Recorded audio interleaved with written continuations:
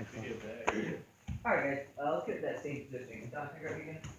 So, we've gone over setting up the bow and arrow choke from the clock choke failing, or them defending the clock choke. One thing I want to note, just plays this next sort of segment stuff, there's going to be some odds and ends.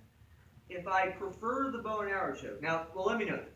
I would advise, stand up, I would advise that if you had your 100% choice, like if you want my 100%, what is the best possible approach, lead with the clock choke. It's better to go from the clock to the bow and arrow, get them thinking the clock choke defense, than to go right to the bow and arrow, because then they're going to think right to the bow and arrow defense, right? So in the mental game, I feel like going for the clock and transitioning to bow and arrow is stronger than going right to the bow and arrow. But sometimes you can't get that hand deep enough to get to the clock choke in the first place, right? And maybe you just don't like it. Maybe you find that you have a higher percentage when you just go from nothing, the background to the bow and arrow, which I can do. But there's a very important thing that I want to note. We talked before about this concept, and this is really where I think it comes into pretty clear, vision, is I don't like really the idea of grabbing a collar and then climbing to the grip I want. Look, I got small hands.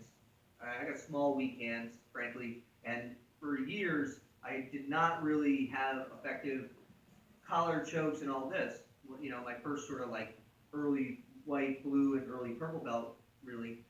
And the thing that made the difference, that made it universal, is approaching things from the perspective of opening the door and putting the grip where I need it to be, right? So if I need a deep collar grip, I'm not grabbing low and climbing up, because if I'm fighting a guy who has big, strong hands, and and he's just grabbing and squishing on my fingers and stuff, anybody here knows been training long enough, man, fingers suck. They get all twisted up, and you end up class and you're like, look like Nosferatu. I don't want to sit here and have to climb this rope and fight through, like trench warfare to get up there. What I want is, if I were going for the clock choke grip, I want to open this and get in there. The same thing goes for the bow and arrow choke, right? So what I want you to think about doing, this is going to be kind of uncomfortable, so I'm sorry. As if that, like anything I have done today wasn't uncomfortable, is I want to think about my connection for this choke being like a hit. So if I'm in this position, let's say I have your wrist control, you extend it away, and I hit him with my wrist as I open this and beat it.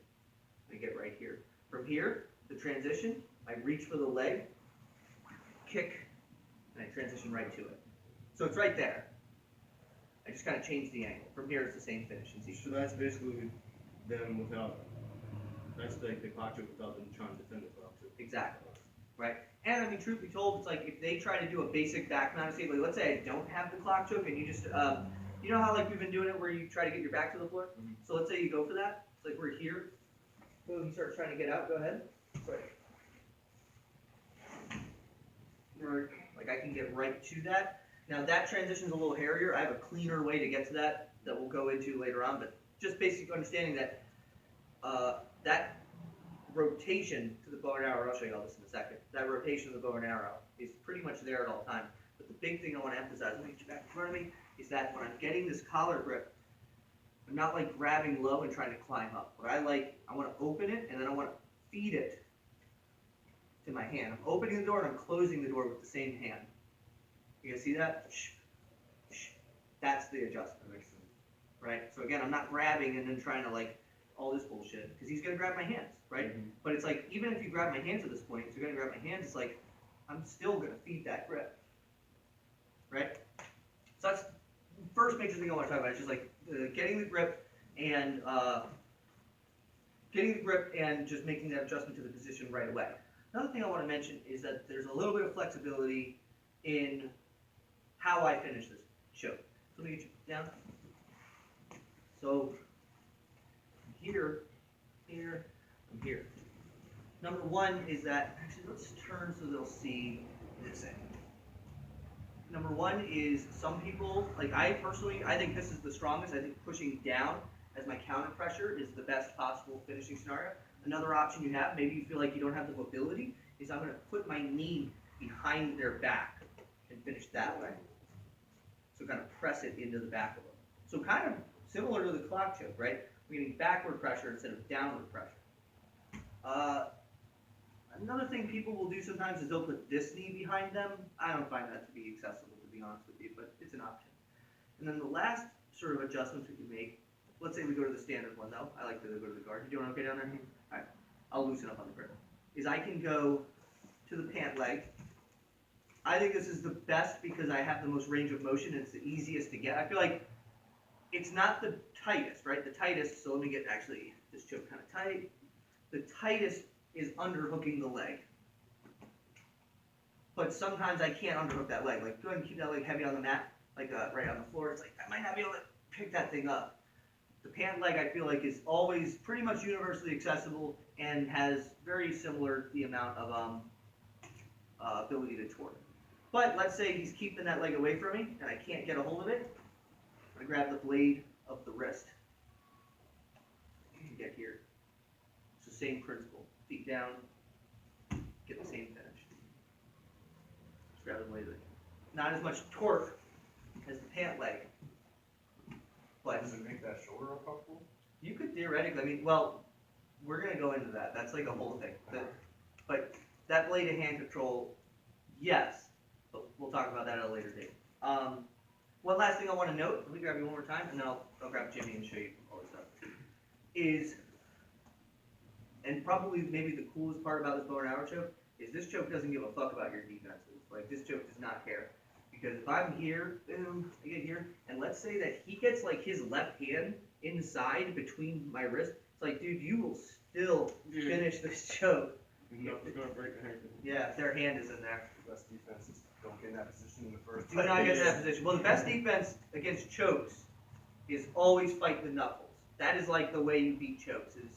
It's not 100%, not like every time you do it, it'll work, but like, I've rolled with some really, really good dudes, and the thing that universally prevents them from finishing is going after the knuckle. There's also some like, you should always have your fundamental escape solid, and then you should usually have like one break class in case of emergency. I would kind of categorize bullshit escape, which, as long as you don't lead with it, usually if it's at least somewhat technically sound, it'll work. Like, that sounds, I'm on tape now saying like, have like a bullshit thing that you do.